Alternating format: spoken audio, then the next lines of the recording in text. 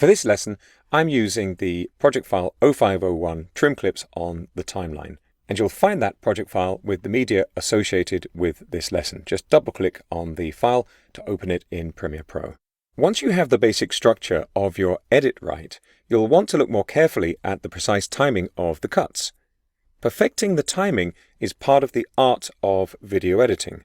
Changing the part of the clip you've added to a sequence is called trimming. Let's try this. I've got a sequence open in this project, and this is a pretty reasonable edit with music, voiceover, and multiple visuals, but we want to adjust the timing. Take a look at this clip. I'm going to zoom in a little bit on the timeline with the navigator here, and we can see we've got this kids rolling a tire shot, and let's say I want to make the clip shorter. I want to remove part of the clip. Probably the quickest way to do this is to click and drag on the end of the clip you want to change. You'll notice as the cursor gets close to the edge of the clip, you get a red arrow indicating that you can trim. In one step, I'm going to click and drag, and as I do, you'll notice the program monitor updates to show the last frame of the clip I'm adjusting. You can see it's changing as I drag with the mouse. On the right-hand side of the program monitor, I'm seeing the first frame of the clip after this one. This helps me to decide on the content I want to use. I'm going to release the mouse and the trim has been made. You'll notice that I've left a gap. I'll just move the playhead back so you can see that clip again. This is a perfectly good way to work, but it does leave a gap on the timeline, which kind of makes it a two-stage process. You need to deal with the gap, unless of course you put it there on purpose to add another clip. I should note that by clicking and dragging in a single step, it's a little bit faster to trim.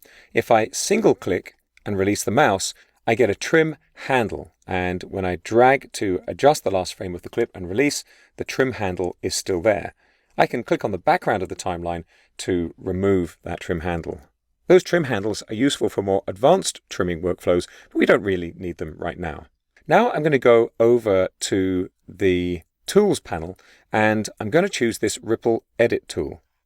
I'm going to undo with Control-Z here on Windows or Command-Z on macOS a couple of times to restore the clip. And let's try this again. Now I get a yellow arrow, and as I click and drag, everything moves along the timeline. I'm just going to undo that so you can see again. Notice that all of the clips after this one are moving, and this little piece of audio down on the right is too, but not the piece of audio that's just under the end of the clip. Here we go. I'll just drag this over there. This is called our ripple trim. I'll just undo again. And now under the Ripple Edit tool in the Tools panel, you'll see we have a couple of other options. I'm going to choose the Rolling Edit tool, and again we get a different cursor, and this type of trim is going to adjust both clips at once. So as I drag, you'll notice in the program monitor both the left and right sides are being adjusted. In fact, the rolling edit will extend one clip and shorten the other by exactly the same amount. And this means your sequence won't get longer or shorter. I'll just release the mouse and you can see the trim has been made. I'm going to click and drag again here so you can see there's a limit to how far I can move this trim. You see as I'm dragging left, the handles get left behind, and that's because there's no more media left in that forest shot. I'm going to go back to the selection tool.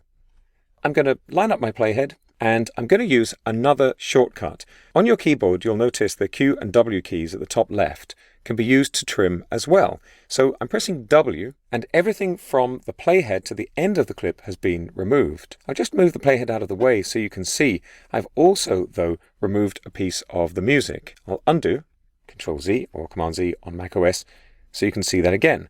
I'm going to click a little bit further back, and again, I'm going to press W. And you can see, if I move the playhead out of the way, I've removed a piece of the voiceover and a piece of the music. So these Q and W keys, and the Q key removes the beginning of the clip, the W key removes the end of the clip. They're really useful, but they remove content from every track, which is not perfect if you've got multiple layers of audio in this way.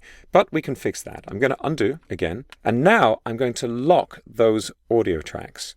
Over on the left, in the track header, we've got a number of lock icons, one for each track. And I'm just going to turn these on for these 3 tracks that aren't used for the sync audio, the audio associated with my clips. Now, no changes can be made to these tracks. You'll notice if I click and drag anywhere here, I can't even touch the clips that are on the tracks. And let's try that again. I'm now going to press the W key and you can see the audio is left alone. Again, I'll undo. Now I'm going to press the Q key. It's going to remove the beginning of the clip. And again, nothing happens to those other tracks. I'll just undo again. It's a good idea to make sure you unlock tracks that you've locked temporarily before you continue working on your edit, just to make sure that things work as you expect them to. There are other ways to trim, but many professional editors exclusively adjust the timing of their edits this way.